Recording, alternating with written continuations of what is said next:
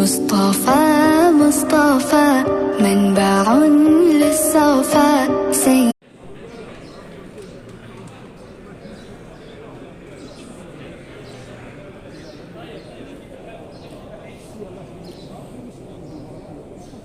يلا يا شيخ، يلا يا شيخ.